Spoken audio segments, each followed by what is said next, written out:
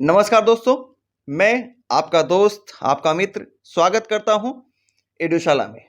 Friends, आज के इस वीडियो में हम लोग दृष्टि दृष्टि एनसीईआरटी की कक्षा 8 की नई और पुरानी जितना भी दिया हुआ है वो पूरा कंप्लीट करेंगे। एमसीक्यू नया और पुराना पूरी यहाँ पे क्लास को हम लोग कंप्लीट करेंगे और इसके बाद हम लोग 9 और 10 का भी सेम तरीके से नई पुराने तरीके से कंप्लेंट करेंगे, मतलब नई एनसीईआरटी और पुरानी एनसीईआरटी।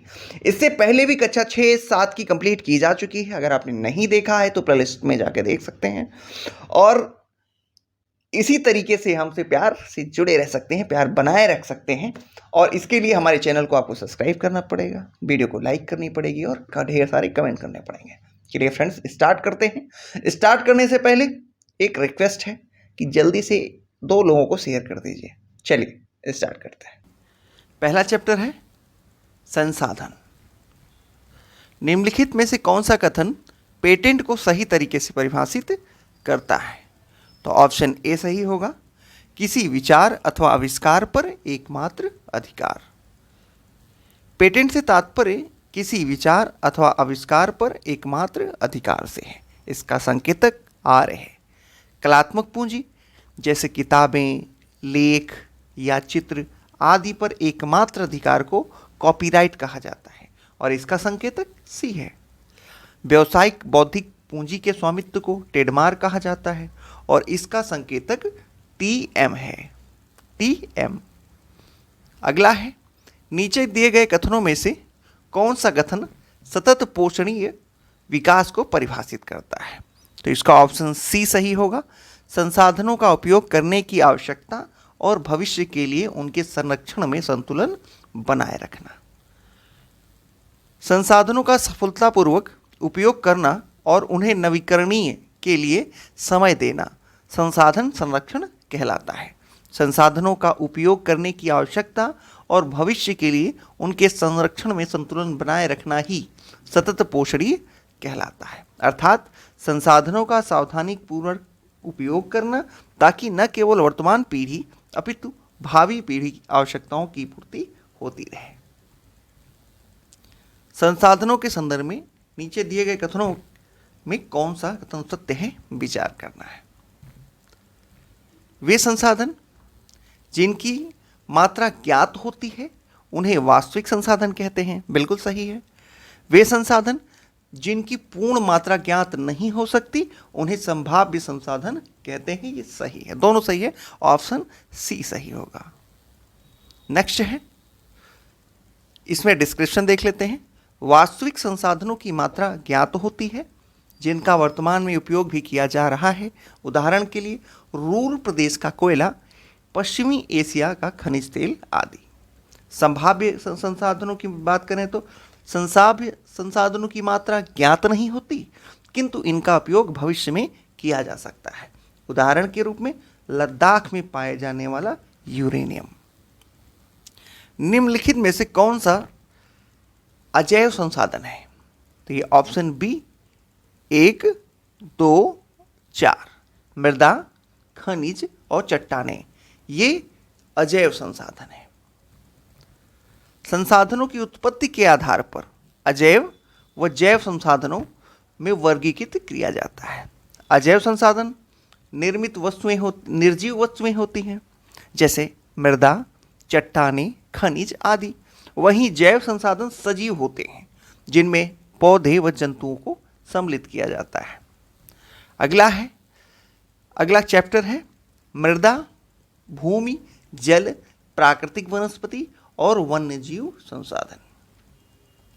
पहला क्वेश्चन है, मृदा निर्माण के संबंध में नीचे दिए गए कथनों पर विचार कीजिए। तो इसका ऑप्शन ए सही है, 1 और 2। मृदा अपक्षय की प्रक्रिया के माध्यम से बनती है, बिल्कुल सही। वनस्पति, प्राणी और सूक्ष्म जीव ह्यूमस निर्माण की दर को प्रभावित करते हैं, ये भी सही है। ऑप्शन ए सही है, 1 और 2। मृदा का निर्माण चट्टानों से प्राप्त खनिजों और जैव पदार्थों तथा भूमि पर रहने वाले या पाए जाने वाले खनिजों से होती है।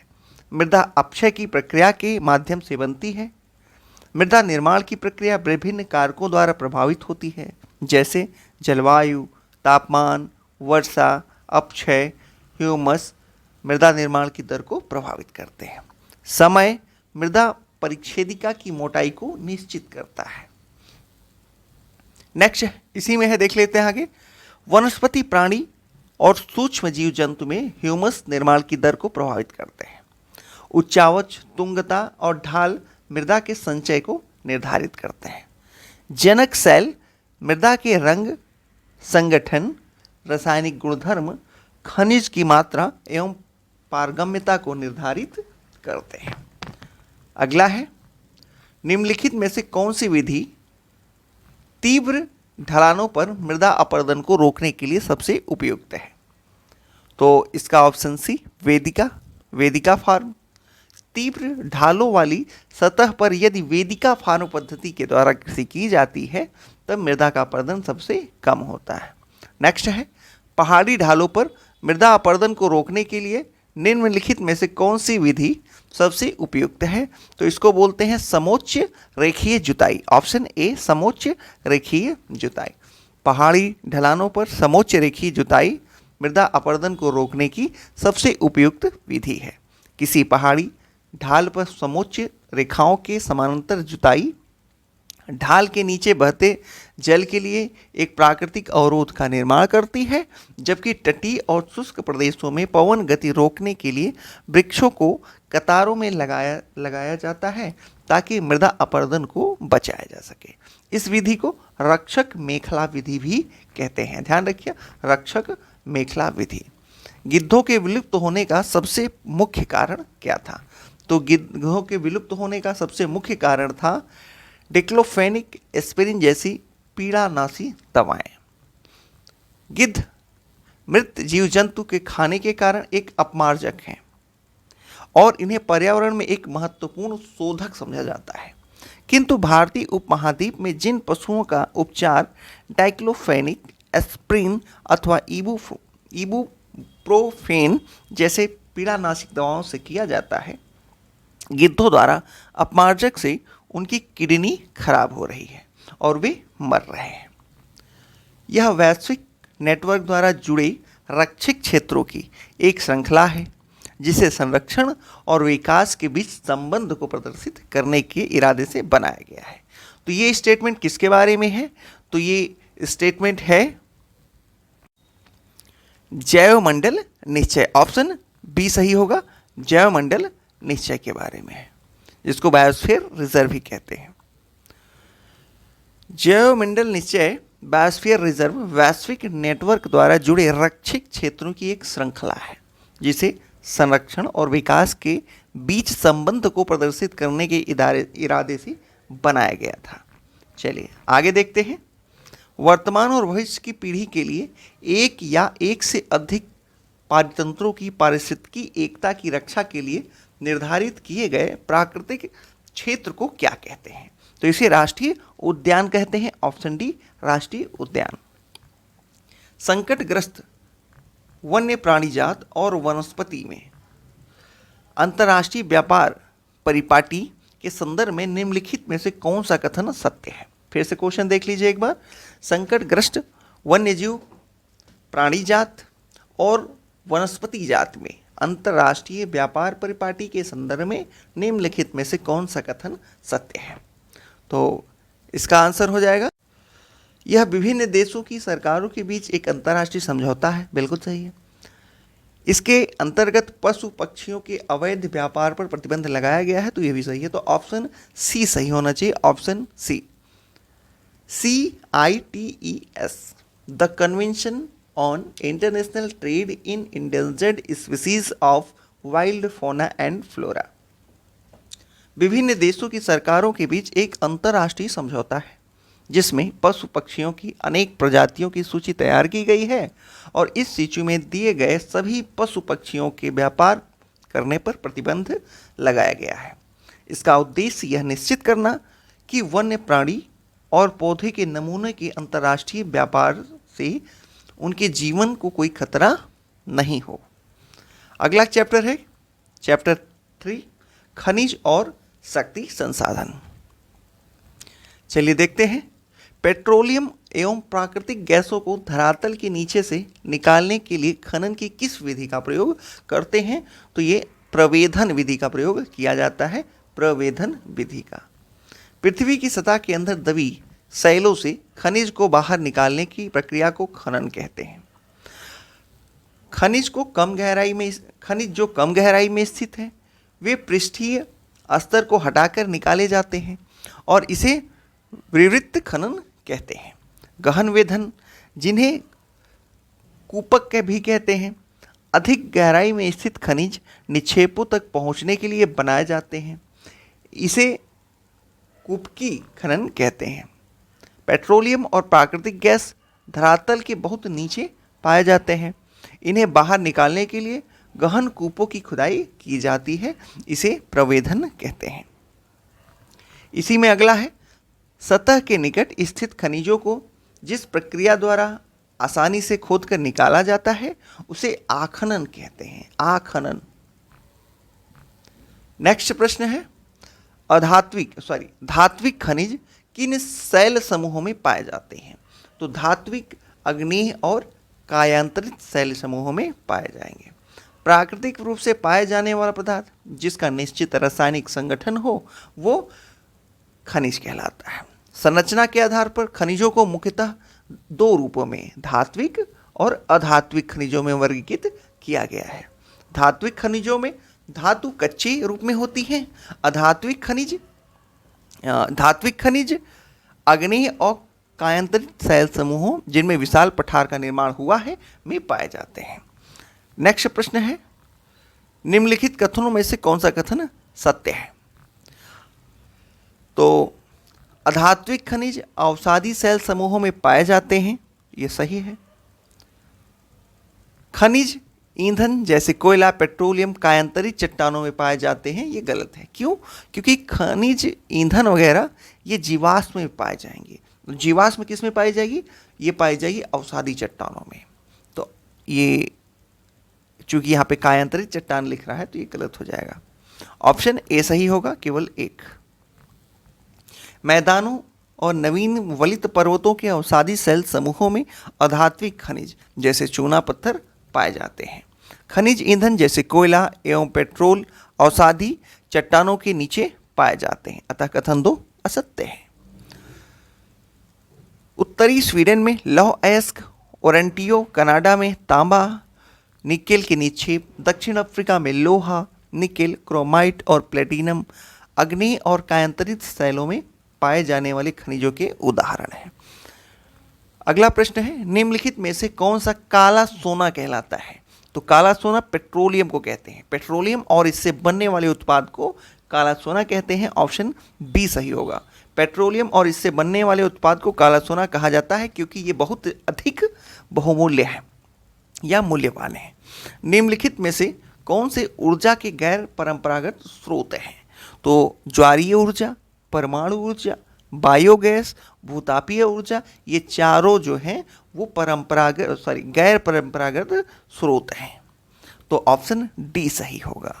ऊर्जा के परंपरागत स्रोत जैसे खनिज तेल, प्राकृतिक गैस, कोयला, लकड़ी, जबकि ऊर्जा के गैर परंपरागत स्रोत पवन ऊर्जा, सौर ऊर्जा, ज्वारीय ऊर्जा, परमाणु ऊर्जा, बायोगैस और भूतापीय ऊर्जा सम्मिलित हैं। निम्नलिखित में से भारत में भूतापीय ऊर्जा संयंत्र कहाँ कहाँ स्थित हैं? तो भूतापीय ऊर्जा संयंत्र जम्मू कश्मीर और हिमाचल प्रदेश, ऑप्शन सी, जम्मू कश्मीर और हिमाचल प्रदेश में स्थित हैं। ताप ऊर्जा को पृथ्वी पर प्राप्त की जाती है। ताप ऊर्जा जो पृथ्वी से प्राप्त की जाती है भूतापीय ऊर्जा कहलाती है। पृथ्वी के अंदर गहराई बढ़ने के साथ साथ तापमान में लगातार वृद्धि होती जाती है और कभी कभी यह तापीय ऊर्जा भू सतह पर गर्म जल के झरनों के रूप में भी प्रकट हो जा सकती है। भारत में भूतापीय ऊर्जा संयंत्र हिमालय प्रदेश में मणिकर्ण और लद्दाख में पूगा घाटी में स्थित है।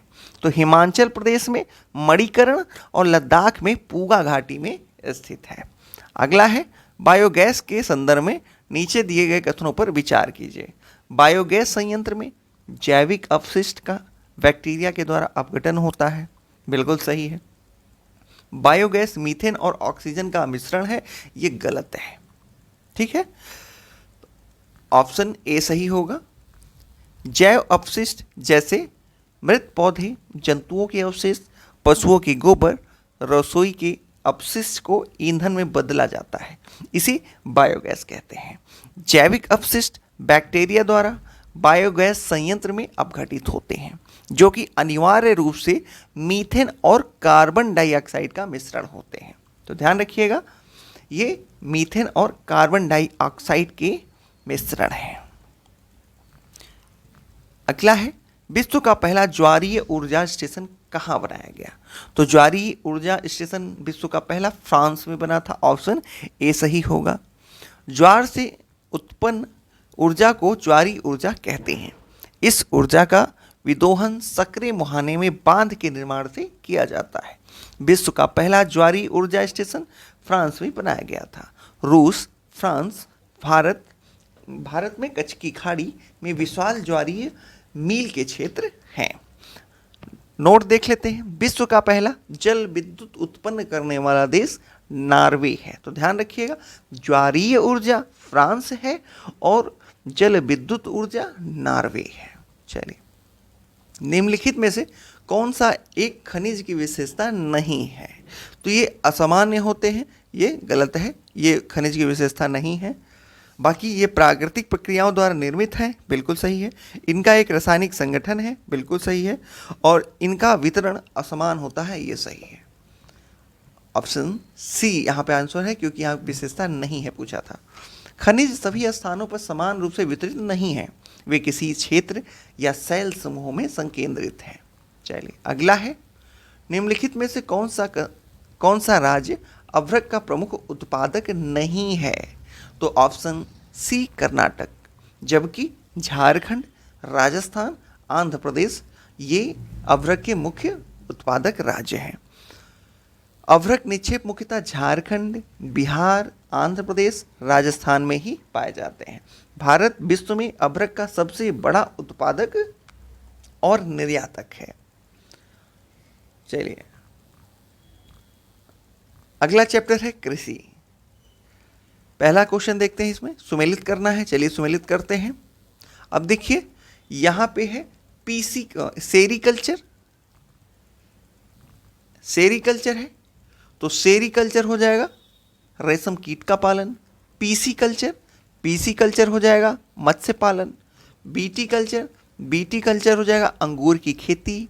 और हॉर्टिकल्चर हो जाएगा सब्जी और फूल की खेती। तो इस हिसाब से देख लीजिए, पहले का चौथा मतलब ऑप्शन डी सही हो जाएगा, ऑप्शन डी। चलिए, सेरीकल्चर रेशम कीटों का वाणिज्यिक पालन है। पीसी कल्चर मत्स्य पालन। वीटी कल्चर अंगूरों की खेती।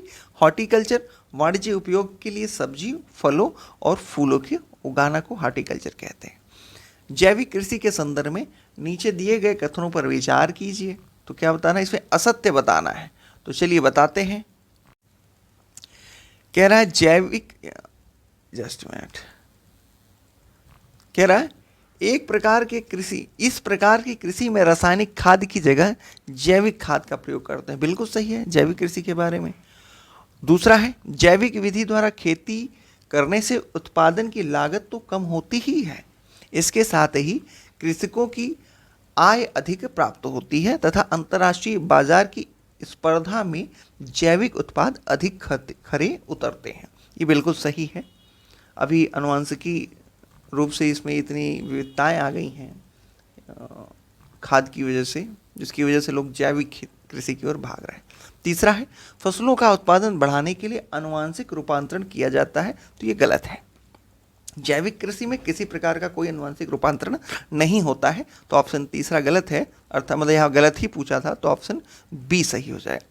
ऑप्शन बी मतलब केवल तीसरा गलत है, बाकी सारे सही थे। जैविक कृषि में रासायनिक खाद के स्थान पर जैविक खाद और रासायनिक कीटनाशक की जगह पर प्राकृतिक कीटनाशक का उपयोग किया जाता है। फसलों का उत्पादन बढ़ाने के लिए कोई आनुवंशिक रूपांतरण नहीं किया जाता। गहन निर्वाह कृषि के संदर्भ में नीचे दिए गए कथनों पर विचार करना है, तो चलिए करते हैं। इस प्रकार की कृषि पारंपरिक आवश्यकताओं को पूरा करने के लिए की जाती है, बिल्कुल सही है। इस प्रकार की कृषि में धान मुख्य फसल होती है, ये भी सही है। यह कृषि दक्षिण पूर्व एशिया एवं पूर्वी एशिया के सघन जनसंख्या वाले मानसूनी प्रदेशों में प्रचलित है, तो ये भी सही है। तो ऑप्शन डी उपयुक्त सभी तीनों कथन सत्य है। गहन निर्वाह कृषि में किसान एक छोटे भूखंड पर साधारण औजारों और अधिक श्रम से खेती करता है। इसके अंतर्गत कृषक परिवार की आवश्यकताओं को पूरा करने के लिए कृषि करता है, जिसमें चावल मुख्य फसल होती है, अन्य फसलों में गेहूं, मक्का, दलहन, तिलहन आदि होते हैं।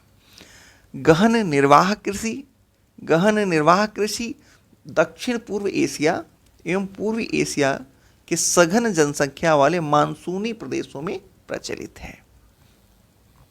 नीचे दिए गए कथनों को ध्यानपूर्वक पढ़िए और बताइए कि कौन सा कथन सत्य है। तो चलिए बताते हैं। आदिम निर्वाह कृषि में स्थानांतरण कृषि और मिश्रित कृषि शामिल है, तो ये गलत है। क्यों? आदिम निर्वाह कृषि में मिश्रित कृषि नहीं थी। स्थानांतरण कृषि तो थी लेकिन मिश्रित कृषि नहीं थी, तो ये गलत हो जाएगा। भारत के उत्तर पूर्वी भागों में स्थानांतरण कृषि प्रचलित है, ये बिल्कुल सही है। तो ऑप्शन बी सही हो जाएगा। झूम कृषि भी बोलते हैं इसको, तो ऑप्शन बी सही हो जाएगा। आदिम निर्वाह कृषि में स्थानांतरण कृषि और चलवासी पशुचारण शामिल है। स्थानांतरण कृषि भारी वर्षा वाले तथा जहाँ पर वनस्पति का तीव्र पुनर्जनन होता है ऐसे क्षेत्रों में की जाती है। भारत में इस प्रकार की कृषि उत्तर पूर्वी भागों में प्रचलित है। साथ ही अमेज़न के सघन वन क्षेत्रों, उष्णकटिबंधीय अफ्रीका तथा दक्षिण पूर्वी एशिया में भी इसी प्रकार की कृषि की जाती है। स्थानांतरण कृषि के अंतर्गत वृक्षों को काटकर जलाकर भूखंड को साफ किया जाता है, तब राख को मृदा में मिला दिया जाता है तथा मक्का, आलू, कसावा जैसी फसलों को उगाया जाता है।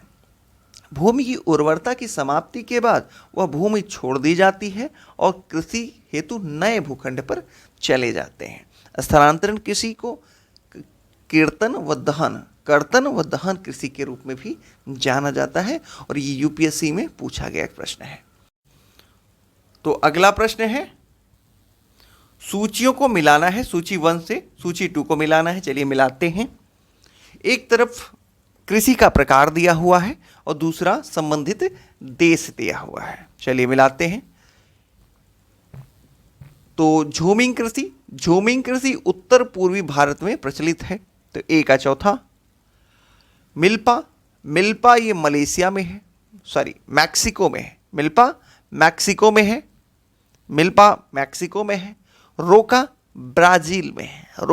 ब्राज़ील में होती है और लदांग मलेशिया में। तो इस हिसाब से देख लीजिए क्या होना चाहिए। ए का चौथा, बी का दूसरा, ये ऑप्शन सी सही होगा। Option C. झूमिंग उत्तर पूर्वी भारत में, मिल्पा मैक्सिको में, रोका ब्राज़ील में, लदांग मलेशिया में प्रचलित है। निम्नलिखित में से कौन सी विशेषता वाणिज्यिक कृषि के संदर्भ में सही है? तो वाणिज्यिक कृषि के संबंध में बताना है कौन सी विशेषता सही है। तो वाणिज्यिक कृषि में फसल उत्पादन और पशुपालन बाजार को ध्यान में रखकर किया जाता है, ये बिल्कुल सही है। इस कृषि के अंतर्गत अधिकांश कार्य मशीनों के द्वारा किए जाते हैं, ये भी सही है। वाणिज्यिक कृषि में रोपण कृषि, मिश्रित कृषि और वाणिज्यिक अनाज कृषि सम्मिलित है, तो ये तीनों सही है। तो उपर्युक्त सभी ऑप्शन डी सही हो जाएगा। वाणिज्यिक कृषि में फसल उत्पादन और पशुपालन बाजार में विक्रय हेतु किया जाता है। इसमें विस्तृत कृषक क्षेत्र और अधिक पूंजी का उपयोग किया जाता है। अधिकांश कार्य मशीनों के द्वारा संपन्न होते हैं और वाणिज्यिक कृषि में वाणिज्यिक अनाज कृषि, मिश्रित कृषि और रोपण कृषि शामिल है। नेक्स्ट है, इस कृषि में फसलें वाणिज्यिक उद्देश्य से उगाई जाती हैं। गेहूं और मक्का सामान्य रूप से उगाई जाने वाली फसलें हैं। उत्तर अमेरिका, यूरोप और मैक्सिको के शीतोष्ण घास के मैदान में इस प्रकार की कृषि के प्रमुख क्षेत्र हैं। अब बताना है ये कौन सा सही है, तो ये है ऑप्शन डी, वाणिज्य अनाज कृषि। ऑप्शन डी, वाणिज्य अनाज कृषि में फसलें वाणिज्यिक उद्देश्य से उगाई जाती हैं। गेहूं और मक्का सामान्य रूप से उगाई जाने वाली फसलें हैं। उत्तर अमेरिका, यूरोप, एशिया के शीतोष्ण घास के मैदान इस प्रकार के कृषि के प्रमुख क्षेत्र हैं। अगला प्रश्न है, रोपण कृषि के संदर्भ में कथनों पर विचार कीजिए और बताइए कि कौन सा कथन असत्य है। गलत कथन का चुनाव करना है, तो चलिए करते हैं। इसमें बृहद पैमाने पर श्रम और पूंजी की आवश्यकता होती है, तो बिल्कुल सही है। रोपण कृषि में श्रम और पूंजी दोनों की आवश्यकता होती है। इस कृषि में मुख्य क्षेत्र शीतोष्ण कटिबंधीय प्रदेशों में पाए जाते हैं, तो ये सरासर गलत है। शीतोष्ण कटिबंधीय क्षेत्रों में रोपण कृषि संभव नहीं है। तीसरा, इस कृषि में परिवहन जाल के विकास की अनिवार्यता होती है, तो ये भी सही है। तो 1 और 3 सही है। अब चूंकि हमें गलत बताना ही कौन सा असत्य है, तो दूसरा असत्य है। दूसरे के हिसाब से ऑप्शन बी सही हो जाएगा। ठीक, बाकी 1 और 3 सही था। रोपण कृषि वाणिज्यिक कृषि का एक प्रकार है। यहाँ चाय, कहवा, काजू, रबड़, केला, कपास की एकल फसल उगाई जाती है। इसमें बृहद पैमाने पर श्रम और पूंजी की आवश्यकता होती है। रोपण कृषि के मुख्य क्षेत्र विश्व के उष्णकटिबंधीय प्रदेशों में पाए जाते हैं। इस क्षेत्र के उत्पादन का प्रसंस्करण खेती पर ही या निकट के कारखानों में ही किया जाता है। इस प्रकार इस कृषि में परिवहन जाल के विकास की अनिवार्यता होती है। अगला प्रश्न है, किस प्रकार की कृषि में भूमि का उपयोग भोजन व चारे की फसलें उगाने व पशुपालन के लिए किया जाता है, तो यह है मिश्रित कृषि। मिश्रित कृषि में भूमि का उपयोग भोजन व चारे की फसलें उगाने, पशुपालन के लिए किया जाता है। यह यूरोप, पूर्वी संयुक्त राज्य अमेरिका, अर्जेंटीना, दक्षिण पूर्वी ऑस्ट्रेलिया, न्यूजीलैंड और अफ्रीका में प्रचलित है। प्रश्न है, धान की कृषि के संबंध में कथन कौन सा असत्य है, बताना है। तो चलिए असत्य कथन का चुनाव करते हैं। पहला कह रहा है कि यह उष्णकटिबंधीय और उपोष्णकटिबंधीय प्रदेशों का मुख्य आहार है, तो बिल्कुल सही है। चावल के लिए उच्च तापमान, अधिक आर्द्रता और वर्षा की आवश्यकता होती है, तो ये भी सही है। और कल्याण सोना, सोनालिका, ये गलत है। ऑप्शन सी सही है। ये कल्याण सोना, सोनालिका, ये सब चावल की किस्में नहीं है। अगला है ओस, अमन व बैरो। ओस शरदकालीन, अमन शीतकालीन व बोरो ग्रीष्मकालीन पश्चिम बंगाल में उत्पादित चावल की 3 फसलें हैं। बिल्कुल सही है, बिल्कुल सही। तो यहाँ पे आंसर ऑप्शन सी हो जाएगा, यही असत्य है, बाकी सब सही हैं। कल्याण सोना, सोनालिका, राज 3077, अर्जुन आदि सब गेहूं की फसलें हैं। ठीक, गेहूं की किस्में हैं, न कि धान की। जया, जमुना, पद्मा, काची, कृष्णा, कावेरी, हंसा, माही, सुगंधा, बाला, रत्ना, ये सब चावल की प्रमुख किस्में हैं। निम्नलिखित में से कौन सा मृदा गेहूं की कृषि के लिए सबसे उपयुक्त है, तो ये दोमट मृदा, दोमट मिट्टी सबसे उपयुक्त होती है गेहूं के लिए। गेहूं के वर्धन काल का अर्थ होता है बढ़ते समय, तो गेहूं के वर्धन काल में मध्यम तापमान, वर्षा और सस्यन कर्तन के समय तेज धूप की आवश्यकता होती है। इसका विकास अपवाहित दोमट मृदा में सर्वोत्तम ढंग से होता है। भारत में गेहूं शीत ऋतु में उगाया जाता है। प्राप्त आधिकारिक आंकड़ों के अनुसार चीन विश्व में सबसे अधिक गेहूं का उत्पादन करने वाला तथा भारत दूसरे स्थान पर सबसे अधिक उत्पादन करने वाला देश है। कॉफ़ी की कृषि के संदर्भ में नीचे दिए गए कथनों पर विचार कीजिए और हमें कमेंट करके बताइए कि आप कॉफ़ी में कौन सी कॉफ़ी पीते हैं, ब्रू पीते हैं या नेस्कैफे पीते हैं। Comment it. तो चलिए प्रश्न पे आते हैं। कॉफ़ी के संदर्भ में या कॉफ़ी की कृषि के संदर्भ में नीचे दिए गए कथनों पर विचार कीजिए। तो चलिए विचार करते हैं। इसके लिए गर्म व आर्द्र जलवायु की आवश्यकता होती है और ये सही है, बिल्कुल सही है। इसकी कृषि के लिए सुअपवाहित दोमट मृदा सबसे उपयुक्त होती है, यह भी सही है। इस फसल की वृद्धि के लिए समतल मैदान सर्वाधिक उपयुक्त होता है, तो ये बिल्कुल गलत है। चाय की ही तरह इसमें भी ढलुआ जो है संरचना अधिक उपयुक्त होती है। तो ऑप्शन, चूंकि सत्य पूछा है तो ऑप्शन सी सही हो जाएगा, 1 और 2। चलिए, कॉफी की कृषि के लिए गर्म व आर्द्र जलवायु और सुअपवाहित दोमट मृदा की आवश्यकता होती है, यह सही है। इस फसल की वृद्धि के लिए पर्वतीय ढाल अधिक उपयुक्त है। कॉफी, ब्राजील कॉफी का अग्रणी उत्पादक देश है। सुनहरा रेशा से अभिप्राय क्या है? तो सुनहरा रेशा पटसन को कहते हैं। पटसन को सुनहरा रेशा के रूप में भी जाना जाता है। यह जलोढ़ मृदा में अच्छे ढंग से विकसित होता है और इसे उच्च तापमान, भारी वर्षा और आर्द्र जलवायु की आवश्यकता होती है। यह फसल उष्णकटिबंधीय क्षेत्रों में उगाई जाती है। भारत और बांग्लादेश पटसन के अग्रणी उत्पादक देश हैं। चाय की कृषि के संदर्भ में नीचे दिए गए कथनों पर विचार कीजिए। तो चलिए करते हैं विचार।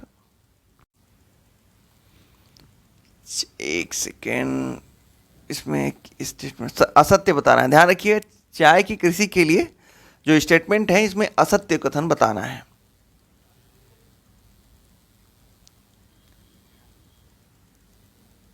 चलिए, चाय की कोमल पत्तियों की वृद्धि के लिए उष्ण जलवायु की आवश्यकता होती है, तो ये गलत है।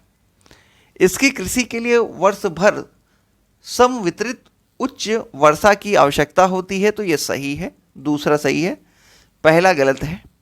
तीसरा स्टेटमेंट है, चाय की कृषि के लिए लेटराइट मृदा और मंद ढाल की आवश्यकता होती है, तो ये भी असत्य है। तो इसमें 1 और 3 ऑप्शन हो जाएगा, ऑप्शन डी 1 और 3 असत्य है। चाय बागानों में उगाए जाने वाली एक पेय फसल है। इसकी कोमल पत्तियों की वृद्धि के लिए ठंडी जलवायु और वर्ष भर समवितरित उच्च वर्षा की आवश्यकता होती है। इसके लिए सुअपवाहित दोमट मृदा व मंद ढाल की आवश्यकता होती है। अगला चैप्टर है 5वां चैप्टर, उद्योग। निम्नलिखित में से किस उद्योग को प्राथमिक उद्योग कहते हैं? तो खनिज आधारित उद्योगों को प्राथमिक उद्योगों की संज्ञा दी जाती है। खनिज आधारित उद्योग प्राथमिक उद्योग हैं जिनमें खनिज अयस्कों का उपयोग कच्चे माल के रूप में किया जाता है। इन खनिजों के उत्पादन अन्य उद्योगों का पोषण करते हैं। निम्नलिखित में से कौन से कारक उद्योगों की अवस्थिति को निर्धारित करता है? तो उद्योगों की अवस्थिति कच्चा माल बिल्कुल करेगा, परिवहन बिल्कुल करेगा, बाजार और भूमि सब करेगा, तो ऑप्शन डी सही हो जाएगा। उद्योगों की अवस्थिति को प्रभावित करने वाले कारकों में कच्चे माल की उपलब्धता, भूमि, जल, श्रम, पूंजी, परिवहन और बाजार प्रमुख है। उद्योग उन्हीं स्थानों पर केंद्रित होते हैं जहां उनमें से कुछ या ऐसे सभी कारक आसानी से उपलब्ध होते हैं। कभी कभी सरकार कम दाम पर विद्युत उपलब्धता, कम परिवहन लागत तथा अन्य अवसंरचनाएं जैसे प्रोत्साहन प्रदान करती है ताकि पिछड़े क्षेत्रों में भी उद्योग स्थापित किया जा सके। चलिए अगला है भोपाल औद्योगिक दुर्घटना कब हुई थी? तो ये दिसंबर 1984 में, 3 दिसंबर 1984 को हुई थी ये घटना। दुर्घटना में उद्योगों में दुर्घटना विपदा मुख्य रूप से तकनीकी विफलता या संकट उत्पन्न करने वाले पदार्थों के बेतरतीब उपयोग के कारण होती है। भोपाल में 3 दिसंबर 1984 को लगभग 12:30 बजे घटित अब तक की सबसे बड़ी त्रासदीपूर्ण औद्योगिक दुर्घटना है। यह एक प्रौद्योगिकी दुर्घटना थी जिसमें यूरेनियम कार्बाइड के कीटनाशक कारखाने से हाइड्रोजन साइनाइड तथा प्रतिक्रियाशील उत्पादों के साथ साथ अत्यंत विषैले मिथाइल आइसोसाइनेट जिसको हम MIC गैस भी कहते हैं, गैस का रिसाव हुआ था। नेक्स्ट प्रश्न है, कथन को ध्यानपूर्वक पढ़िए और बताइए कि कौन सा कथन सत्य है। संयुक्त क्षेत्र के उद्योग का स्वामित्व और संचालन राज्यों और व्यक्तियों के समूह द्वारा किया जाता है, बिल्कुल सही है। सरकारी क्षेत्रों के उद्योगों का स्वामित्व और संचालन सरकार द्वारा होता है, तो ये भी गलत है। सहकारी क्षेत्रों में के उद्योगों और स्वामित्व का संचालन सरकार द्वारा नहीं होता है, बल्कि सहकारी क्षेत्रों के उद्योगों का स्वामित्व और संचालन कच्चे माल के उत्पादकों या पूर्तिकारों, कामगारों अथवा दोनों द्वारा होता है। उदाहरण के लिए आनंद मिल्क यूनियन लिमिटेड। निम्नलिखित में से किन उद्योगों को सनराइज उद्योग कहा जाता है? तो सनराइज उद्योग में सूचना प्रौद्योगिकी, शिक्षा से संबंधित उद्योग और चिकित्सा उद्योग, ये 3 सनराइज हैं। ठीक, 1, 2 और 3 ऑप्शन सी। उभरते हुए उद्योग सनराइज उद्योग के नाम से जाने जाते हैं। इनमें सूचना प्रौद्योगिकी, स्वास्थ्य, चिकित्सा तथा ज्ञान से संबंधित उद्योग शामिल हैं। लौह इस्पात उद्योग में कच्चे माल के रूप में प्रयुक्त होते हैं, तो ऑप्शन बी सही है, लौह अयस्क, कोयला और चूना। लौह अयस्क उद्योग में, लौह इस्पात उद्योग में लौह अयस्क, कोयला और चूना, ऑप्शन बी सही है। लौह इस्पात उद्योग में लौह अयस्क, कोयला और चूना पत्थर कच्चे माल के रूप में प्रयुक्त होते हैं और यह एक पोषक उद्योग है जिसके उत्पाद अन्य उद्योगों के लिए कच्चे माल के रूप में प्रयुक्त होते हैं। नेक्स्ट प्रश्न है, देश के विभिन्न इस्पात उत्पादकों केंद्र और राज्यों के संदर्भ में सूची 1 को सूची 2 से मिलाना है। तो जमशेदपुर झारखंड में है, सलेम तमिलनाडु में है, भद्रावती कर्नाटक में है, बर्नपुर पश्चिम बंगाल में है। चलिए,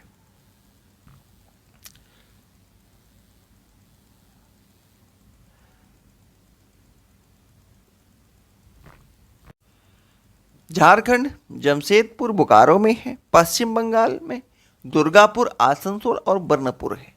ये इस्पात उद्योग हैं, ध्यान रखिएगा। जो प्रमुख इस्पात उत्पादक केंद्र हैं उनकी चर्चा हो रही है। तो झारखंड में जमशेदपुर और बोकारो 2 हैं, पश्चिम बंगाल में 3 दुर्गापुर, आसनसोल और बर्नर, छत्तीसगढ़ में 1 है भिलाई, उड़ीसा में 1 है राउरकेला, कर्नाटक में 2 हैं, कौन कौन से? भद्रावती और विजयपुर, आंध्र प्रदेश में विशाखापत्तनम, तमिलनाडु में सलेम है। लौह, भारत में लौह अयस्क कारखाना Tata iron and steel company TISCO की स्थापना कहाँ की गई थी? तो ये झारखंड में की गई थी, झारखंड राज्य के जमशेदपुर में की गई थी। यह कारखाना स्वर्णरेखा व खरकई नदी के संगम पर स्थित है। ध्यान रखिएगा, टिस्को ये कारखाना स्वर्णरेखा और खरकई नदियों के संगम पर है। टिस्को को लौह अयस्क की प्राप्ति गुरु महिसानी, ध्यान रखिएगा ये थोड़ा सा इंपॉर्टेंट है, गुरु महिसानी, बादाम पहाड़ी ओडिशा और नोवा मुंडी सिंह भूमि से तथा कोयला की प्राप्ति झरिया वो पश्चिम बोकारो से होती है। निम्नलिखित में से कौन सी प्राकृतिक रेशे है? तो प्राकृतिक रेशे कौन से बताना है? तो ऊन प्राकृतिक रेशा है, बिल्कुल सही है। सिल्क ये भी है, और लीलन, तो लीनन भी प्राकृतिक रेशा ही है। तो ऑप्शन सी सही हो जाएगा, 1, 2 और 3। रेशे वस्त्र उद्योग के लिए कच्चा माल है। रेशे प्राकृतिक या मानव निर्मित हो सकते हैं। प्राकृतिक रेशे ऊन, सिल्क, कपास, लिनन और जूट से प्राप्त होते हैं। मानव निर्मित रेशे में नायलॉन है, पॉलिएस्टर है, एक्रिलीन है और रेयान शामिल है। ये वही एक्रिलीन है जो इस बार बीपीएससी में पूछा गया था। देश का प्रथम वस्त्र उद्योग कहाँ पर स्थापित किया गया? तो इसका ऑप्शन सी सही होगा, कलकत्ता। देश का प्रथम वस्त्र उद्योग कलकत्ता में स्थापित किया गया था। देश में प्रथम वस्त्र उद्योग 1818 में कलकत्ता। अब आपका एक होमवर्क है कि 1818 में गवर्नर जनरल कौन था, ये आपको बताना है। अब हमको पता नहीं है कि 1818 से 1823 तक तो कोई था, कोई ऐसे हस्टिंग पता नहीं, कुछ नाम था, बताइएगा कमेंट करके। देश में प्रथम वस्त्र उद्योग 1818 ईस्वी में कलकत्ता, अब जिसको कोलकाता कहते हैं, के समीप फोर्ट क्लास्टर में स्थापित हुआ था, लेकिन कुछ समय बाद ही यह बंद हो गया। देश में पहली सफल आधुनिक मील, वस्त्र मील पूछे तो ये मुंबई में है। ध्यान रखिएगा, जब ये पूछे कि प्रथम वस्त्र कारखाना कहाँ स्थापित किया गया तो ये हो जाएगा कलकत्ता, लेकिन पूछे कि प्रथम सफल वस्त्र कारखाना कहाँ स्थापित किया गया तो ये मुंबई में किया गया 1854 में। कोष्ण आर्द्र जलवायु, मशीन आयात के लिए पत्तन, कच्चे माल की उपलब्धता, दक्ष श्रमिक इस प्रदेश में इस उद्योग के द्रुत फैलाव में सहायक रहे। निम्नलिखित में से किसी भारत का मैनचेस्टर कहते हैं, तो भारत का मैनचेस्टर अहमदाबाद को कहते हैं। अहमदाबाद को प्रायः भारत का मैनचेस्टर कहा जाता है और अहमदाबाद गुजरात में साबरमती नदी के तट पर स्थित है। अनुकूल अवस्थिति कारक अहमदाबाद में सूती वस्त्र उद्योग के विकास में सहायक थे। अहमदाबाद कपास उत्पादन करने वाले क्षेत्र के केंद्र में स्थित है। यहाँ की आर्द्र जलवायु कताई और बुनाई के लिए आदर्श जलवायु है। निम्नलिखित में से कौन सा शहर जापान का मैनचेस्टर के नाम से जाना जाता है, तो ये ओसाका है, जो कि जापान का मैनचेस्टर के नाम से जाना जाता है।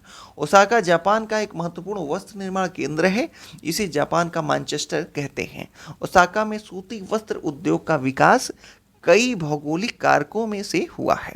ओसाका के चारों ओर का विस्तृत मैदानी सूती वस्त्र मिलों के विकास के लिए आसानी से भूमि की उपलब्धता सुनिश्चित करता है। कोष्ण आर्द्र जलवायु कताई व बुनाई के लिए बहुत ही उपयुक्त है। येडो नदी मिलों के लिए पर्याप्त जल उपलब्धता कराती है। पत्तन की अवस्थिति कच्चे कपास को आयात करने और वस्त्रों के निर्यात की सुविधा उपलब्ध कराने की होती है। ओसाका का वस्त्र उद्योग पूर्णतः आयातित कच्चे मालों के ऊपर निर्भर है। कपास मिस्र, भारत, चीन और यूएसए से आयात की जाती है। तो कपास जो है लोग बाहर से मंगा के सूती वस्त्र बना के भेज देते हैं। चलिए अगला है, नीचे दिए गए कथनों पर विचार कीजिए। तो चलिए विचार करते हैं और बताते हैं कि कौन सा कथन सत्य है। तो चलिए, बंगलुरु दक्कन का पठार पर अवस्थित है। यहाँ से इसका नाम सिलिकन पठार पड़ा। देश में सबसे पहले सूचना प्रौद्योगिकी नीति की घोषणा कर्नाटक राज्य सरकार ने की थी। ये दोनों सही है, ऑप्शन सी सही होगा, 1 और 2 दोनों सही है। बंगलुरु दक्कन का पठार पर अवस्थित है। यहाँ से इसका नाम सिलिकन पठार पड़ा। यह शहर वर्ष भर मृदु जलवायु के लिए प्रसिद्ध है। सिलिकॉन घाटी साताक्लांग घाटी का एक भाग है जो उत्तर अमेरिका में रॉकी पर्वतमाला के निकट अवस्थित है। इस क्षेत्र की जलवायु शीतोष्ण है। देश में सबसे पहले सूचना प्रौद्योगिकी नीति की घोषणा 1992 में कर्नाटक की राज्य सरकार ने की थी। बिल्कुल सही है। अब अगला चैप्टर है मानव संसाधन। निम्नलिखित में से कौन सा कारक जनसंख्या वितरण को प्रभावित करता है? तो जनसंख्या वितरण को प्रभावित करने वाले कारक गणना कीजिए। निम्नलिखित में से तो देख लेते हैं। स्थलाकृतियाँ बिल्कुल सही, ये हैं। खनिज ये भी हैं। मृदा, सांस्कृतिक कारक और सामाजिक कारक, ये सारे कारक मिलके जनसंख्या को नियंत्रित करते हैं या वितरित करते हैं। तो जो यूपी बिहार की जनसंख्या बढ़ी है वहाँ के लोगों की गलती नहीं है। कमेंट करके बताइएगा कि जलवायु या भौगोलिक संरचना कितनी इंपॉर्टेंट है इसके लिए। जनसंख्या वितरण को प्रभावित करने वाले मुख्य कारक हैं भौगोलिक कारक, सामाजिक कारक, सांस्कृतिक कारक और आर्थिक कारक। भौगोलिक कारक के अंतर्गत शामिल किए गए हैं कौन कौन से? स्थलाकृति, लोग सदैव पर्वतों और पठारों की तुलना में मैदानी भागों में ही रहना पसंद करते हैं। क्यों? क्योंकि ये क्षेत्र खेती, विनिर्माण और सेवा क्रियाओं के लिए उपयुक्त होती है। अगला है जलवायु। लोग सामान्य रूप से चरम जलवायु को अधिक गर्म अथवा ठंडे क्षेत्र में रहना से बचते हैं। मतलब ना तो वो अधिक चरम जलवायु में जाना चाहते हैं और ना तो अधिक गर्म जलवायु में और ना तो अधिक ठंडे में। मृदा, उपजाऊ मृदा कृषि के लिए उपयुक्त भूमि प्रदान करती है। भारत में गंगा और ब्रह्मपुत्र, चीन में हुआंगहो, चांगजियांग और मिस्र में नील नदी के उपजाऊ मैदान घने बसे हुए क्षेत्र हैं। जल, लोग उन क्षेत्रों में रहने को प्राथमिकता देते हैं जहां अलवणीय जल आसानी से उपलब्ध हो। विश्व की नदियां घाटी बने घने बसे हैं, जबकि मरुस्थल विरल संख्या में बसे हैं। खनिज खनिज निक्षेपों वाले क्षेत्रों में अधिक जनसंख्या घनत्व पाया जाता है। सामाजिक, सांस्कृतिक और आर्थिक कारक में देख लीजिए। आर्थिक कारक, औद्योगिक क्षेत्र रोजगार के अवसर प्रदान करते हैं। लोग बड़ी संख्या में इन क्षेत्रों की ओर आकर्षित होते हैं। जापान में ओसाका और भारत में मुंबई दो घने बसे क्षेत्र हैं। सांस्कृतिक कारण के अंतर्गत धर्म और सांस्कृतिक महत्ता वाले स्थान लोगों को आकर्षित करते हैं, जैसे वाराणसी, यरूशलेम, वेटिकन सिटी इसके कुछ उदाहरण हैं। सामाजिक कारक, अच्छे निवास, शिक्षा, स्वास्थ्य सुविधाओं के क्षेत्र अत्यधिक घने बसे हुए हैं। उदाहरण के लिए पुणे। अगला प्रश्न है, जनसंख्या के अंतर्गत प्राकृतिक वृद्धि दर से क्या अभिप्राय है? तो प्राकृतिक वृद्धि दर किसी देश में जन्म दर और मृत्यु दर के बीच के अंतर को प्राकृतिक वृद्धि दर कहते हैं। जन्म और मृत्यु दर जनसंख्या परिवर्तन के प्राकृतिक कारण हैं। जन्म और मृत्यु जनसंख्या परिवर्तन के प्राकृतिक कारण हैं। जनसंख्या परिवर्तन से तात्पर्य एक निश्चित अवधि के दौरान लोगों की जनसंख्या में परिवर्तन से है। एक देश के जन्म दर और मृत्यु दर के बीच के अंतर को प्राकृतिक वृद्धि दर कहते हैं।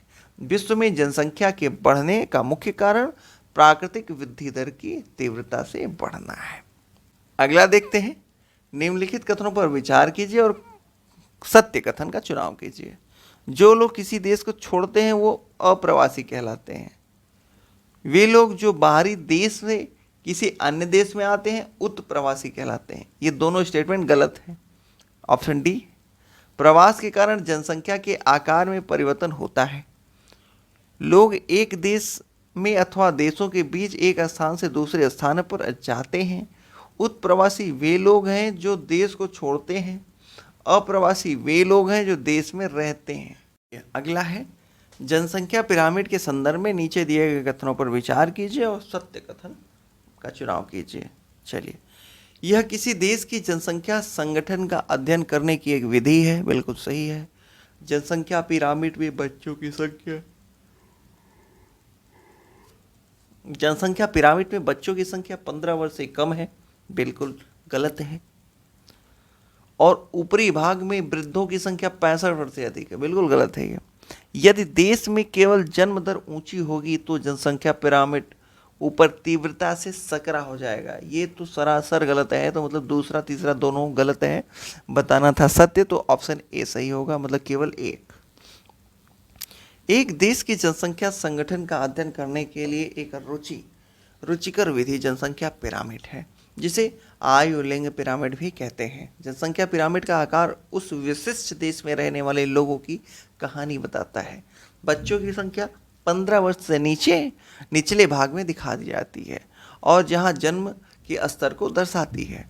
ऊपर का आकार वृद्ध लोगों के लिए 65 वर्ष से अधिक की संख्या को दर्शाता है और मृतक की संख्या को दर्शाता है। एक देश की जनसंख्या पिरामिड उसके जन्म दर और मृत्यु दर दोनों ही ऊंचे होते हैं। आधार पर चौड़ा होगा और ऊपर तीव्रता से सकरा हो जाता है। अगला है, देश व उनके निवासी। अब पुरानी एनसीईआरटी स्टार्ट हो रही है, नई एनसीईआरटी कंप्लीट हुई कक्षा 8 की। निम्नलिखित कथनों पर विचार कीजिए, कौन सा कथन सही है। चलिए देखते हैं। एशिया क्षेत्रफल की दृष्टि से सबसे बड़ा एवं जनसंख्या की दृष्टि से दूसरा सबसे बड़ा महाद्वीप है, तो ये गलत है। ठीक है ना, ऑप्शन डी सही है।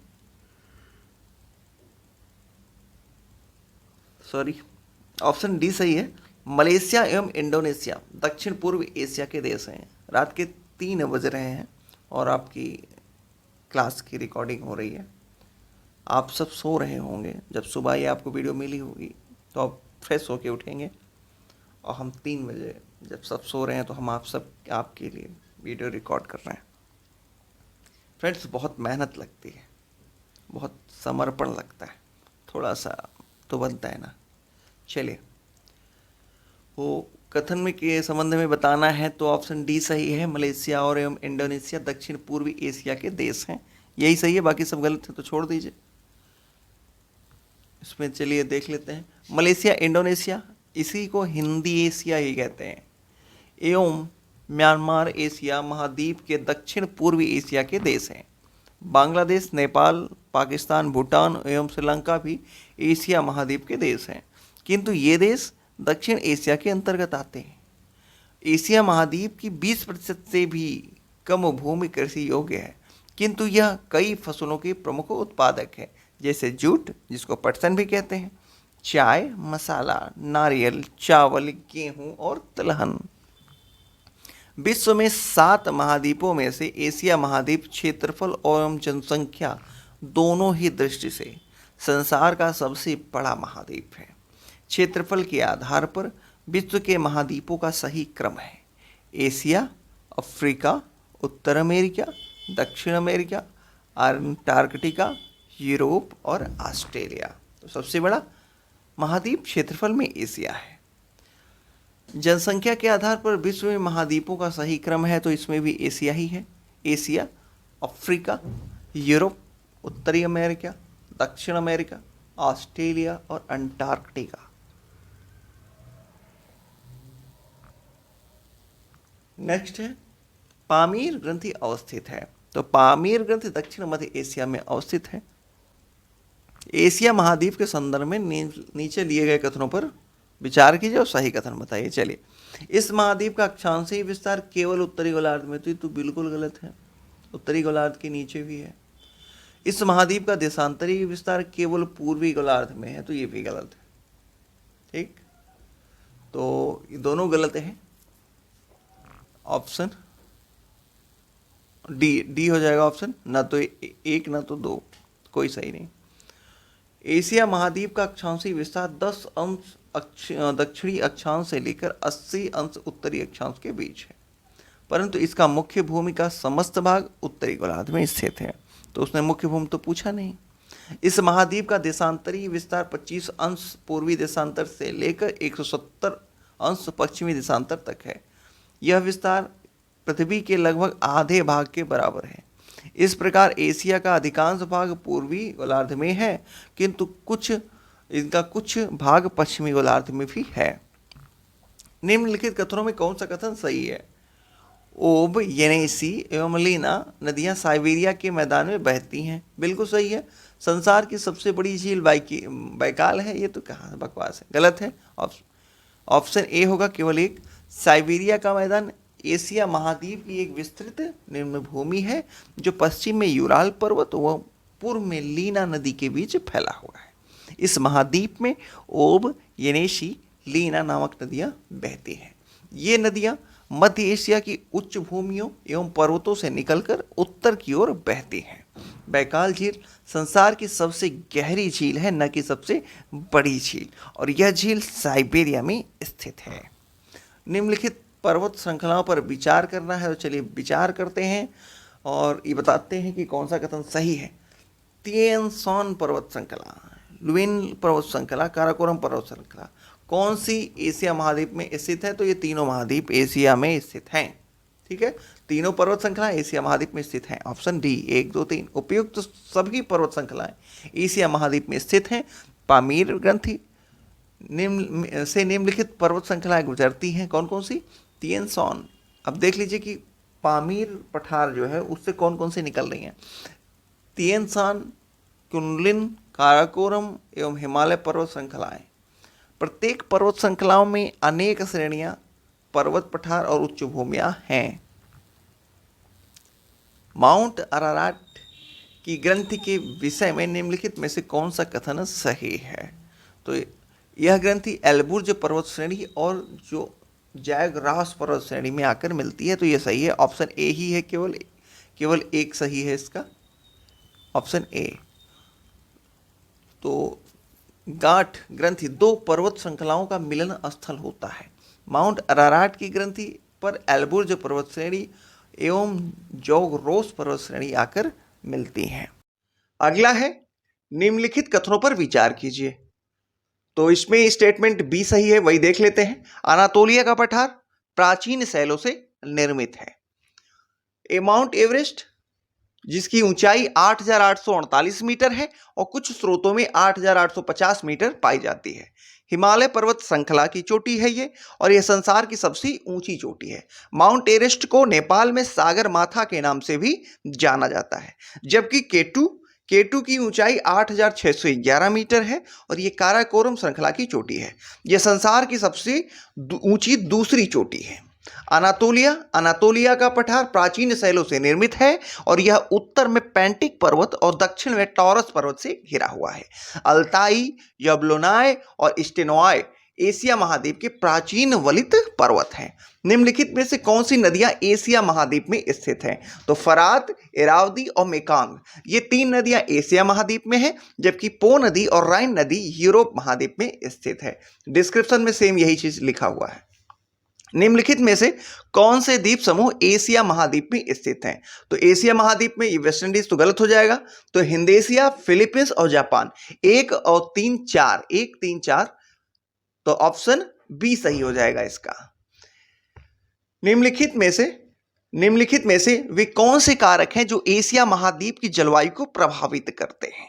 तो एशिया महाद्वीप की जलवायु को, एशिया का विशाल आकार और इसका व्यापक अक्षांशीय विस्तार, यूरोप के साथ इसकी खुली सीमाएं, इसका बृहद पर्वतीय अवरोध, ये चारों, ऑप्शन डी सही हो जाएगा, ऑप्शन डी। ये सारे जो है प्रभावित करते हैं। एशिया महाद्वीप की जलवायु के संदर्भ में निम्नलिखित में से कौन सा कथन सही नहीं है? तो इसका ऑप्शन ए सही नहीं है। क्या है? शीत ऋतु में यहां वर्षा नहीं होती। होती है, बिल्कुल होती है, शीत ऋतु में भी वर्षा होती है, तो ऑप्शन ये गलत है। बाकी जो सही है देख लीजिए। ग्रीष्म ऋतु में एशिया के अधिकांश भागों में वर्षा होती है। बरखोयानस्क उत्तरी गोलार्ध का सबसे ठंडा स्थान है। मासिरनाम में विश्व की सबसे अधिक वर्षा होती है। चलिए, शीत ऋतु में एशिया का अधिकांश भाग शुष्क रहता है, जबकि इसके कुछ भागों में वर्षा होती है।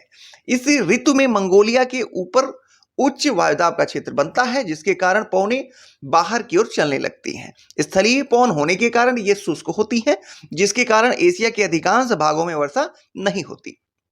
किंतु जब ये पवनें समुद्र के ऊपर से गुजरती हैं तो ये नमी धारण कर लेती हैं। इसके फलस्वरूप एशिया के कुछ क्षेत्रों में वर्षा होती है। ग्रीष्म ऋतु में एशिया महाद्वीप में निम्न वायुदाब का क्षेत्र बनता है, जबकि समुद्र के ऊपर उच्च वायुदाब का क्षेत्र पनपता है। पवनें उच्च वायुदाब से निम्न वायुदाब की ओर चलती हैं। ये पवनें आर्द्रता युक्त होती हैं, इसलिए एशिया के अधिकांश भागों में वर्षा होती है। बरखोयानस्क उत्तर पूर्वी साइबेरिया में स्थित उत्तरी गोलार्ध का सबसे ठंडा स्थान है। मेघालय में स्थित मासिनराम एशिया महाद्वीप के साथ ही विश्व का भी सबसे अधिक वर्षा प्राप्त करने वाला स्थान है। अगला है, निम्नलिखित में से कौन सी वनस्पतियां एशिया महाद्वीप में पाई जाती हैं? तो देखते हैं, इसमें है टुंडा वनस्पति, टैगा वनस्पति, मरुस्थलीय वनस्पति और स्टेपीज घास के मैदान। ये चारों एशिया महाद्वीप में पाए जाते हैं, तो इसका ऑप्शन डी सही हो जाएगा। एशिया महाद्वीप के मरुस्थल पर विचार कीजिए और इसमें बताना है कि उष्ण मरुस्थल कौन से हैं। तो देखिए, अरब का मरुस्थल, थार का मरुस्थल, ये दोनों उष्ण मरुस्थल हैं। बाकी गोबी का मरुस्थल और तिब्बत का मरुस्थल, ये भी एशिया के ही हैं, लेकिन ये शीत मरुस्थल है। चलिए आगे देखते हैं। डिस्क्रिप्शन में सेम चीज लिखा हुआ है। निम्नलिखित कथनों पर विचार कीजिए, एशिया और इसमें सही कथन बताइए। तो सही कथन बताना है, एशिया महाद्वीप के दक्षिण पूर्व व पूर्वी भाग में मानसून वन पाए जाते हैं। तो ये बिल्कुल सही है। सागौन, साल, चंदन, ये मानसूनी वन वृक्ष हैं, ये भी सही है। तो ऑप्शन सी सही हो जाएगा। पहला और दूसरा दोनों सही है। चलिए, निम्नलिखित कथनों पर विचार कीजिए। एशिया महाद्वीप का अधिकांश जनसंख्या ग्रामीण क्षेत्र में रहती है, बिल्कुल सही है। जापान की अधिकांश जनसंख्या गांव में नगरीय है, बिल्कुल सही है। तो जापान की लगभग 75% जनसंख्या शहरों में निवास करती है और एशिया महाद्वीप की 80% जनसंख्या गांव में निवास करती है और जापान की 75% जनसंख्या शहरों में। और कृषि एशिया महाद्वीप की प्रमुख आर्थिक क्रिया है। अगला क्वेश्चन है, निम्नलिखित में से कौन सी पद्धति एशिया महाद्वीप में प्रचलित है? तो इसमें तीनों पद्धतियां, स्थानांतरित कृषि, सघन कृषि पद्धति और विस्तृत कृषि पद्धति, तीनों पद्धतियां एशिया महाद्वीप में विस्तृत हैं। चलिए, स्थानांतरित कृषि वही कृषि है जिसमें वनों की कटाई करते हैं और कटाई करने के बाद उसमें फसल को बोते रहते हैं तब तक जब तक कि उसकी उर्वरता समाप्त ना हो जाए, और जब उर्वरता समाप्त हो जाती है तो उस जमीन को छोड़कर दूसरी भूमि को साफ कर लेते हैं और उसकी उत्पादकता भी बहुत कम होती है इस पद्धति की। अब देखते हैं सघन या गहन कृषि पद्धति। ये एशिया महाद्वीप में इस प्रकार की खेती सर्वाधिक प्रचलित है और यहाँ खेत का आकार औसतन छोटा होता है और यहाँ जनघनत्व भी अधिक होता है, जिसके कारण यहाँ खेत जो होते हैं छोटे खेत होते हैं और शारीरिक श्रम का प्रयोग भी यहाँ ज़्यादा होता है। इस प्रकार की खेती में सामान्यतः फसलों का उत्पादन अधिक होता है। विस्तृत कृषि देखें तो यह इस कृषि की जो पद्धति है ये बड़े आकार की पद्धति है। बड़े आकार की भूमि होती है जिस पर मानव श्रम से काम नहीं चलता और यहाँ पे जनघनत्व तो भी अपेक्षाकृत कम होता है और इसकी कुल उत्पादकता अधिक होती है। क्यों होती है? क्योंकि यहाँ पे वैज्ञानिक तरीके से और मशीनों की सहायता से कृषि की जाती है। अब बताना है कि निम्नलिखित में से कौन सुमेलित है, तो चलिए सुमेलित करते हैं। ये जो चावल है, चावल किस प्रकार की कृषि है? तो चावल जो है ये उष्ण और आर्द्र, तो ऑप्शन जो है इसका दूसरा हो जाएगा। ए का दूसरा किस में है? सी में है। और देख लीजिए गेहूं है उपोष्ण और शीतोष्ण, तो ये बी का 1, तो ऑप्शन सी सही हो जाएगा। तीसरा कपास जो है शुष्क प्रकार की है और ज्वार जो है अर्ध शुष्क जलवायु, तो सी नहीं मिल रहा है, तो ऑप्शन देखते हैं कौन सा है। ऑप्शन डी सही हो जाएगा। ठीक है, ऑप्शन डी। निम्नलिखित में से कौन से वन एशिया महाद्वीप में पाए जाते हैं? तो एशिया महाद्वीप में शीतोष्णकटिबंधीय वन और मानसूनी वन साथ ही विषुवतीय वन, तीनों वन एशिया महाद्वीप में पाए जाते हैं। अगला है तो इसका ऑप्शन डी सही हो जाएगा। अगला है एशिया के खनिज संसाधनों के संदर्भ में निम्नलिखित कथनों पर विचार कीजिए। तो चलिए विचार करते हैं। अभ्रक और बॉक्साइट मुख्यतः भारत में पाए जाते हैं, बिल्कुल सही है। टीन मुख्यतः मलेशिया में पाया जाता है, ये भी सही है। मध्य एवं दक्षिण पश्चिम और दक्षिण पश्चिम के देशों में खनिज तेल और प्राकृतिक गैस के भंडार है, बिल्कुल सही। ऑप्शन डी सही है, तीनों सही है, बिल्कुल सही है। आगे देखते हैं। निम्नलिखित में से किनकी अवस्थिति पाकिस्तान में है? तो पाकिस्तान में सभी की स्थिति है, मतलब किरथर पर्वत श्रेणी, पोटवार पठार और बोलंदर्रा, ये तीनों पाकिस्तान में स्थित हैं। देखिए जो हम डिस्क्रिप्शन छोड़ रहे हैं वो इंपॉर्टेंट नहीं है और उनको आपको भी पढ़ने की जरूरत नहीं है, तो आप उसको भी पॉज करके पढ़ना चाहें तो पढ़ सकते हैं, लेकिन उसकी आवश्यकता नहीं है। सिंधु नदी की सहायक नदियों के संदर्भ में निम्नलिखित कथनों पर विचार कीजिए। तो क्या बताना है? इसमें बताना है पाकिस्तान के पूर्व से आकर मिलने वाली नदियां कौन सी हैं। तो पाकिस्तान में पूर्व से आकर मिलने वाली नदियां चेनाब, रावी और सतलज होगी, काबुल तो हो नहीं सकती। तो 1 2 3 ऑप्शन सही है। तो 1 2 3 किसमें है देख लीजिए। 1 2 3 ऑप्शन ए सही है, ऑप्शन ए। और बाकी इसमें आप जानते ही हैं। निम्नलिखित कथनों पर विचार कीजिए। पाकिस्तान में वर्षा की मात्रा दक्षिण से उत्तर की ओर कम होती जाती है, तो ये गलत है। ध्यान रखिए ये गलत है क्योंकि उल्टा बता रहा है, कम नहीं होती, अधिक होती है। पाकिस्तान के उत्तर भाग में स्टेपी प्रकार की वनस्पति, स्टेपी पाकिस्तान में कहाँ पाई जाएगी? तो ये दोनों गलत है, तो ऑप्शन डी सही है, न तो ए न तो बी। पाकिस्तान का मिथाइल क्षेत्र निम्नलिखित में से किसके लिए विख्यात है? तो ये प्राकृतिक गैस के लिए जो है पाकिस्तान का मिथाइल क्षेत्र प्रसिद्ध है। पाकिस्तान के शहरों के संदर्भ में उत्तर से दक्षिण, तो उत्तर से दक्षिण बताना है, तो उत्तर सबसे उत्तर में इस्लामाबाद, लाहौर, मुल्तान और कराची है, तो ऑप्शन सी सही हो जाएगा, ऑप्शन सी। चलिए निम्नलिखित कथनों पर विचार कीजिए। और अक्षांशीय आधार पर नेपाल का विस्तार केवल उत्तरी गोलार्ध तक सीमित है, तो ये सही है, बिल्कुल सही है। देशांतरीय आधार पर नेपाल का विस्तार पूर्व और पश्चिम दोनों गोलार्ध में, पश्चिम गोलार्ध में नेपाल कहाँ पहुंचेगा? तो ये गलत है। और नेपाल के निम्न उच्चावच वाली भूमि को तराई कहते हैं, ये भी सही है। तो 1 3 ऑप्शन ए सही हो जाएगा, ऑप्शन ए। चलिए निम्नलिखित कथनों पर विचार कीजिए। माउंट एवरेस्ट संसार का सबसे ऊंचा पर्वत श्रेणी है, बिल्कुल सही है। माउंट एवरेस्ट मध्य हिमालय में स्थित है, तो ये गलत है। मध्य हिमालय में स्थित नहीं है, बल्कि ये बृहद हिमालय में स्थित है। किसमें? बृहद हिमालय में, तो ऑप्शन ए सही हो जाएगा, केवल एक सही है। निम्नलिखित कथनों में से कौन सा कथन सही नहीं है? तो बताते हैं, इसमें ऑप्शन ए सही नहीं है, तो ऑप्शन ए को छोड़ दीजिए, बाकी ऑप्शन सारे देख लीजिए क्योंकि बाकी सारे सही हैं। चलिए कृषि नेपाल की एक अत्यधिक महत्वपूर्ण आर्थिक क्रिया है, बिल्कुल सही है। नेपाल में औद्योगिक विकास बहुत धीमी गति से हुआ, ये भी सही है। पर्यटन नेपाल का सबसे महत्वपूर्ण उद्योग है, ये भी सही है। ठीक, अगला है भूटान के संदर्भ में निम्नलिखित कथनों पर विचार कीजिए। तो चलिए विचार करते हैं। भूटान पूर्वी हिमालय में एक छोटा सा स्थलगत देश है, बिल्कुल सही है। दक्षिण, पश्चिम और पूर्व में यह भारत से घिरा हुआ है, बिल्कुल सही है। उत्तर और उत्तर पश्चिम की ओर इसकी सीमा तिब्बत से मिलती है, तो बिल्कुल सही ऑप्शन डी, 1 2 3 तीनों सही है। कुलाकांगड़ी पर्वत शिखर निम्नलिखित में से किस देश में स्थित है? तो ये भूटान में स्थित है। कुलाकांगड़ी पर्वत शिखर भूटान में स्थित है। इसके डिस्क्रिप्शन को पढ़ने की जरूरत नहीं, ये नहीं पूछेगा, केवल ये जान लीजिए जो प्रश्न है। भूटान की सीमा भारत के निम्नलिखित किन राज्यों से मिलती है? तो ये ध्यान रखिए, भूटान की सीमा सिक्किम, असम, पश्चिम बंगाल, अरुणाचल प्रदेश सब से मिलती है, तो ऑप्शन डी सही होना चाहिए, ऑप्शन डी। निम्नलिखित में से कौन सी भूटान की प्रमुख नदियां हैं? तो भूटान की प्रमुख नदियां कौन सी हैं? एक सेकेंड, भूटान की प्रमुख नदियां मानस हो जाएगी, वांगचू होगी, टोंगसा होगी। ये तीनों नदियां भूटान की प्रमुख नदियां हैं, तो ऑप्शन बी सही हो जाएगा। चलिए, चूखा जल विद्युत परियोजना किस देश में स्थित है? तो चूखा जल विद्युत परियोजना भूटान में स्थित है। कहां? भूटान में चूखा जल विद्युत परियोजना। भूटान, अच्छा, ये भारत के सहयोग से चूखा जल विद्युत परियोजना विकसित की जा रही है, ठीक है। चलिए, भूटान के कृषि के संदर्भ में निम्नलिखित कथनों पर विचार कीजिए।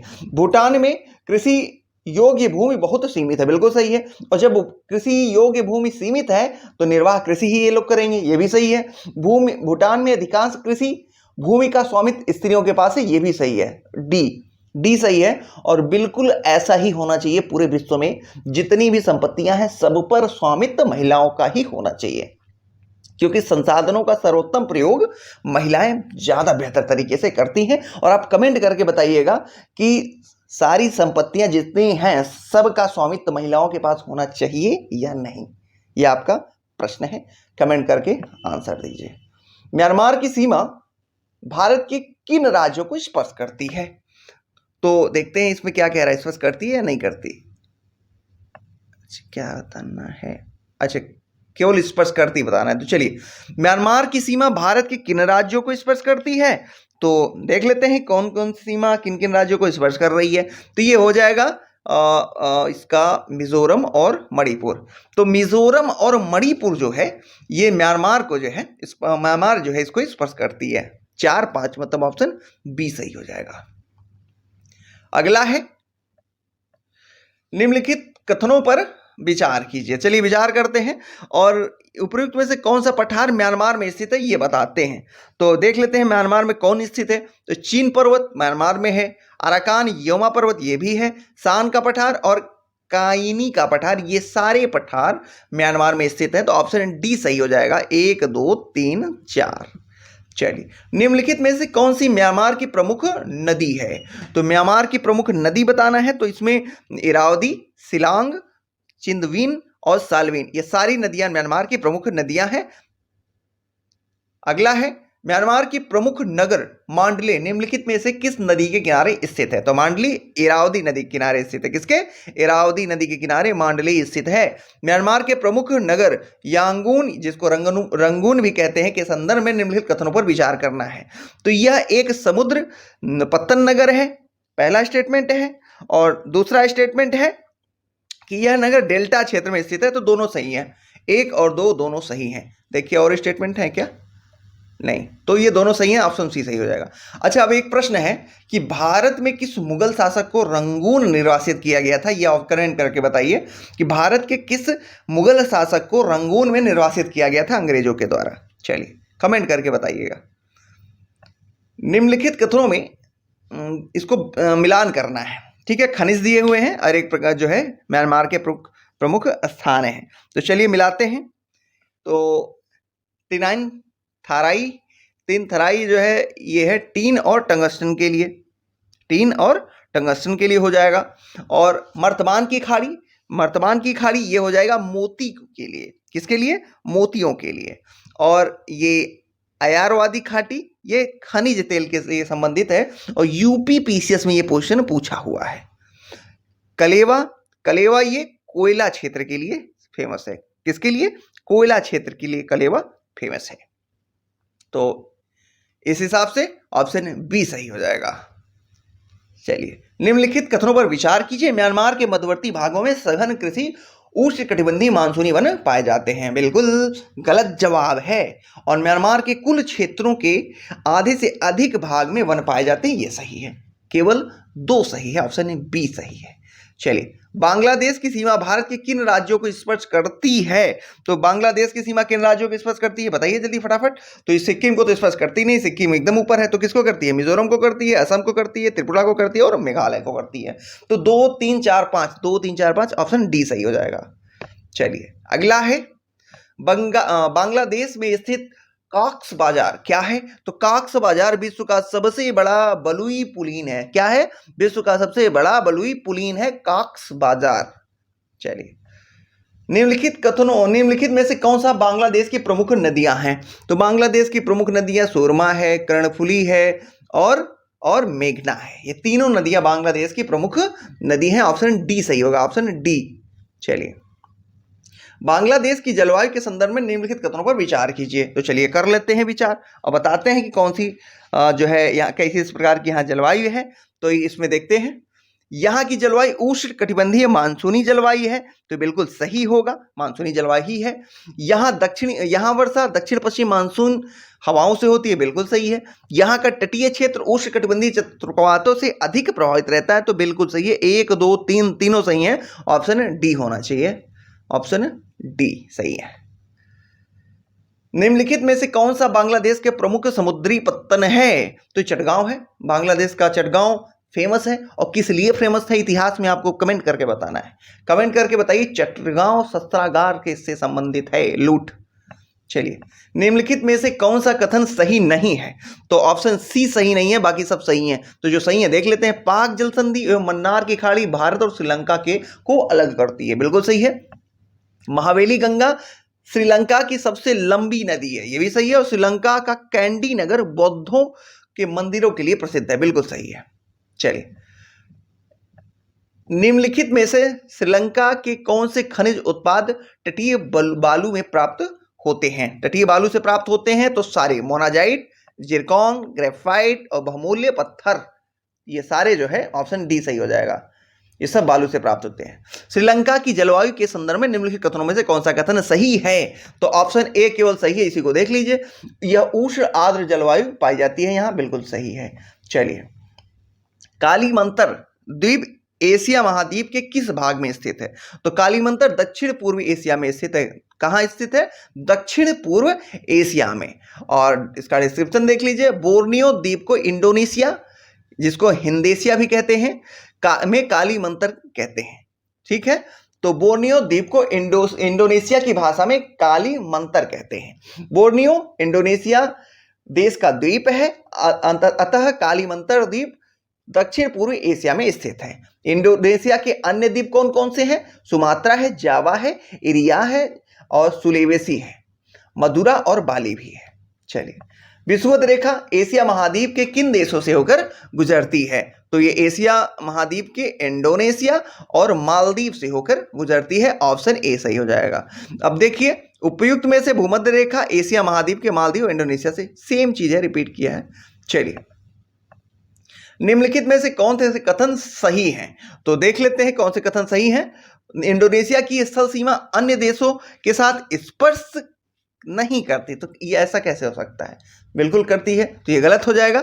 इंडोनेशिया के अधिकांश पर्वत शिखर ज्वालामुखी शंकु प्रकार के होते हैं। तो ये सही है, ऑप्शन बी सही हो जाएगा। ऑप्शन बी सही है। निम्नलिखित में से कौन सी जलसंधि मलेशिया और इंडोनेशिया को पृथक करती है? तो ये मलक्का जलसंधि है, जो कि मलेशिया और इंडोनेशिया को अलग करती है।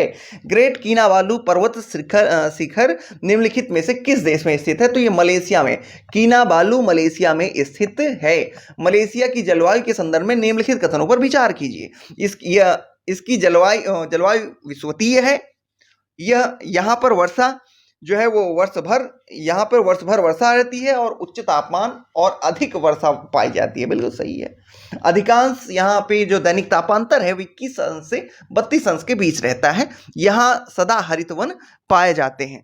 तो ये तीनों स्टेटमेंट सही है। तो ऑप्शन इसका देखते हैं कौन सा सही होगा। तो ऑप्शन इसका डी सही है। ऑप्शन डी, तीनों स्टेटमेंट सही हैं। निम्नलिखित में से कौन से समुद्र पत्तन मलेशिया में स्थित है? तो ये तीनों हैं, पेनांग कुचिंग, मोरी, ये तीनों पत्तन मलेशिया में के समुद्री पत्तन हैं। निम्नलिखित में से कौन से सुमेलित नहीं है, सॉरी सुमेलित है तो ये यूरेनियम जो है मलाया प्रायद्वीप यही सुमेलित है, ए ऑप्शन, बाकी सब गड़बड़ है। चलिए देख लेते हैं, ये जो इंपॉर्टेंट है, मलाया प्रायद्वीप यूरेनियम के अलावा टीन और तांबे का भंडार है यहाँ पे, जबकि सारावाक में बॉक्साइट एवं कोयला का खनन होता है, एवं सबाह में तांबे की खान है। किसकी? तांबे की खान है। क्षेत्रफल की दृष्टि से चीन विश्व का दूसरा सबसे बड़ा देश है। तो ये स्टेटमेंट गलत है या सही? गलत है या सही बताइए जल्दी कमेंट करके। तो ये कथन जो है ये गलत है, क्योंकि दूसरा कैसे होगा? चीन की सीमा उत्तर कोरिया एवं दक्षिण कोरिया दोनों को स्पर्श करती है। अच्छा, आपको बताना है कि उत्तर कोरिया दक्षिण कोरिया कहाँ है, देखिए याद करिए, तो एक साफ साफ गलत है। आपको कमेंट करके ये बताना है कि विश्व दूसरा सबसे बड़ा देश विश्व का कौन सा है। चलिए, चीन तो नहीं है। तकलामकान मरुस्थल निम्नलिखित में से किस देश में स्थित है? तकलामकान चीन में स्थित है। कहाँ है? चीन में। चलिए, और यह एक शीत मरुस्थल है, ध्यान रखिएगा। निम्न किन नदियों का उद्गम तिब्बत के पठार में हुआ है? तो तिब्बत के पठार में साल्विन, मेकोंग, सांगपो और सतलुज, ये चारों का उद्गम तिब्बत के पठार से हुआ है। तो ऑप्शन डी सही हो जाएगा, ऑप्शन डी। निम्नलिखित कथनों पर विचार कीजिए। चीन में वर्षा मुख्यतः ग्रीष्म ऋतु में दक्षिण पूर्वी मानसून से होती है। तो इसका कथन ये सही है, बिल्कुल सही है।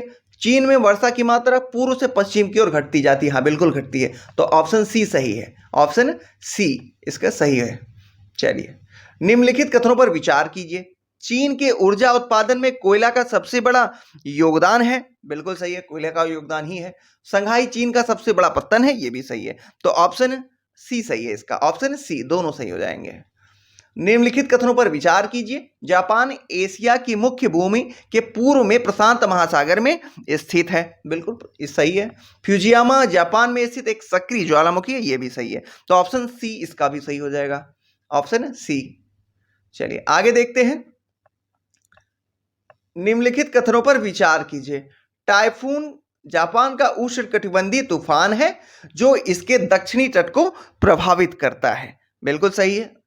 उत्तर से चलने वाली ठंडी जलधारा एवं दक्षिण से चलने वाली गर्म जलधारा जापान के पूर्वी तट पर मिलती है, तो यह भी सही है, बिल्कुल सही है, ऑप्शन सी सही हो जाएगा, दोनों सही हैं। निम्नलिखित कथनों पर विचार कीजिए। जापान में उच्च कोटि का कोयला मिलता है, बिल्कुल सही है। बिल्कुल गलत है, कहां से उच्च कोटि का कोयला वहां से कहां मिलेगा, द्वीप है। जापान में लौह अयस्क प्रचुर मात्रा में, ये भी गलत है। तो दोनों स्टेटमेंट गलत हैं, तो इसका ऑप्शन डी सही हो जाएगा, ऑप्शन डी। चलिए, कोयला जापान का मुख्य खनिज संसाधन है, किंतु यह निम्न कोटि का है। जापान में लौह अयस्क की प्रचुरता नहीं है, इसलिए इसका आयात किया जाता है। इसके अलावा जापान कच्चा तेल, कोकिंग कोयला, तांबा, निकेल, बॉक्साइट आदि आधारभूत खनिज संसाधनों का आयात करता है। इसी के साथ आपका कक्षा 8 की नई और पुरानी दोनों एनसीईआरटी कंप्लीट होती है। चलिए अगले वीडियो में कक्षा 9 या कक्षा 9-10 दोनों की वीडियो एक ही साथ हम लोग मिलते हैं। तब तक के लिए गुड नाइट।